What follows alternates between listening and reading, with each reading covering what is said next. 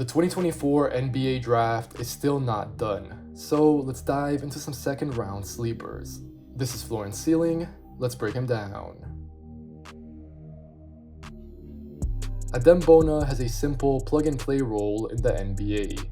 The Nigerian Turkish center played his 2 seasons of college basketball at UCLA, but as longtime viewers of the channel know, I wanted him to declare for last year's draft.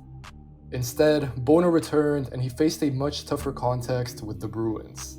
First, a double big pairing alongside Spanish center Ajay Mitchell did not work out, and then UCLA simply lacked top-end talent.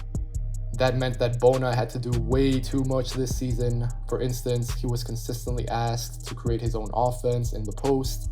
However, once he's a pro, his bread and butter is going to be as a two-way play finisher. Bona is a super springy and bouncy big, which is how he plays as a center despite being a little under 6'10" in shoes. The Turkish prospect has what it takes to be a backup big for years, and I love his fit on teams like the Clippers, the Pacers, or the Grizzlies.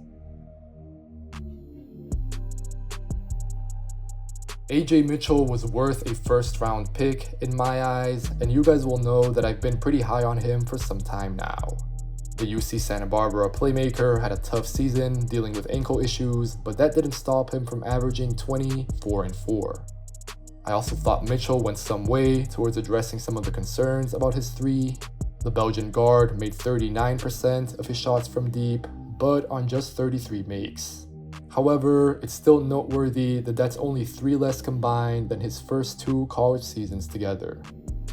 As for Mitchell's forte, it has to be the pick and roll. AJ is extremely comfortable using screens, and he can pass and score out of them at a rate that I think is pretty high level. I feel like maybe I overestimated Mitchell's passing headed into this season, but I'm still high on his potential to develop into a very good passer once he's around better pieces. The biggest question, I think, is how AJ's scoring translates to the NBA. Mitchell is really shifty, and he's great at decelerating and changing speeds. However, that's also because he lacks explosiveness in a huge way, and he can find it tough to play in traffic. This especially shows up in the paint, where it's more than fair for NBA teams to have questions about how the Belgian prospect fares as a pro. That said, I'm confident in Mitchell's ability to create advantages on offense, while also being a tougher and more competitive defender than he's given credit for. AJ has what I look for in late first, early second round guards with his positional tools, game intelligence, and playmaking balance. San Antonio, Miami, Philly, Charlotte, or DC are my preferred spots for him. KJ Simpson, one of my favorite rotation point guards in this draft class, is someone who I had a late first round grade on. I get that Simpson is small at under 6'1" in socks. He's also not very explosive or bouncy, and he doesn't have jaw-dropping highlights. However, the Colorado guard is impressively consistent, and he was a bigger part of the Buff season than Cody Williams, and just as important as Tristan da Silva, in my opinion. For me, Simpson projects as the quintessential backup point guard for teams in today's league, kinda like an Andrew Nembhard type of player. KJ can handle, he can play in the pick and roll, both as a passer and as a scorer, and he can shoot both on and off the ball. In his final college season, Simpson averaged 20 points, 6 rebounds, and 5 assists while cashing in on 43% of his threes.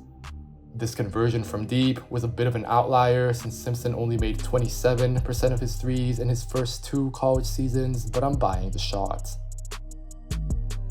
As for limitations, size is the biggest one, and that shows up on both ends. Simpson will struggle against NBA length and size, given that he doesn't have strong positional dimensions or athleticism. The Colorado guard can probably overcome that with craft, but it remains to be seen how that translates to the league. Then on defense, Simpson should give up size against most NBA athletes, so he probably won't add value. However, he competes and he has a good motor, so I can't imagine him being so bad as to be unplayable. Cam Christie is one of the deeper and younger sleepers in this draft.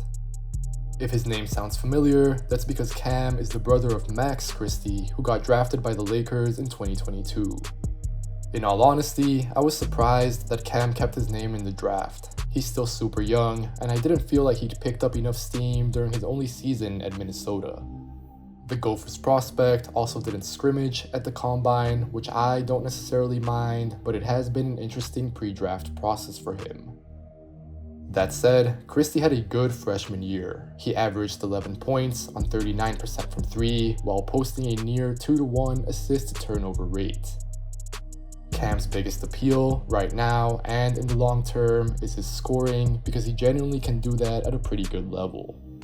Christie showed real flashes, being able to score, spotting up, playing off the catch, and using screens. I like how decisive Cam is as a jump shooter because he doesn't pound the air out of the ball. Everything he does tends to be within 1 or 2 dribbles, and that is how he can be dangerous using screens or handoffs. However, while all of those are good signs for him in the NBA, the most worrying one is that Christie almost never finishes or even gets to the basket. Cam finds it really tough to play in the paint, even though his athleticism and his ball handling are alright. The team that drafts Christie might not reap the results, so that might lead to some pause. However, he has NBA level scoring skill and instincts, which I really feel are worth tapping into. Christie will need to spend plenty of time behind the scenes working on his body and his ability to get downhill, but I think he's a great upside bet depending on context. Melvin Ajinça is another French wing who should get drafted. Ajinca has been on my radar since he had a productive season in the French 2nd Division last year and then followed that up with a standout performance at the Under-19 World Cup. What I like the most about Melvin is his shooting potential. I understand that he shoots somewhat of a funky ball, but I think it goes in enough, and Ajinça is shooting in multiple ways. He can definitely spot up, but the Frenchman should be able to catch and shoot, move into threes, run out of screens, or even maybe create his own shot a tiny bit. That said, Ajinça is definitely sort of one-dimensional right now. He's almost entirely a perimeter-oriented player, and I'm really not sure how he would slash in the NBA right now.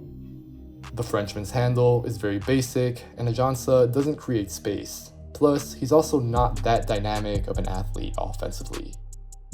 Down the other end, I actually feel like Melvin's athleticism projects a little bit better. He plays with real effort and long strides to the point where I've seen him make things tough at the point of attack. Any team in need of shooters and who can afford to make an upside play at the wing should heavily be considering Ajinça. For instance, the Celtics, the Wizards, the Magic, or the Spurs come to mind.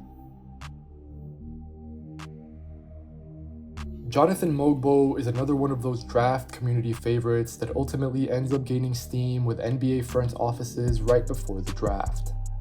The San Francisco forward stuffed the stat sheet this past season. The biggest catch on Mogbo is that he can't shoot.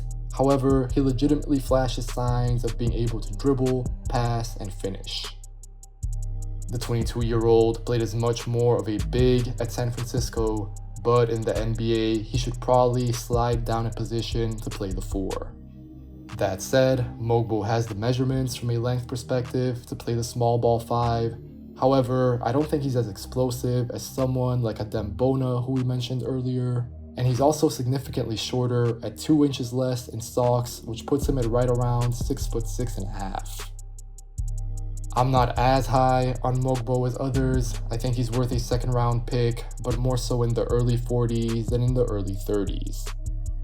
So what should NBA teams expect from Mogbo? Well, he's gonna finish plays on both ends. I'll highlight that he was a very impactful college defender across multiple positions, and also he was dunking a ton. His playmaking should be valuable as well, again, on both sides of the ball, be it finding the open man or switching on defense across positions.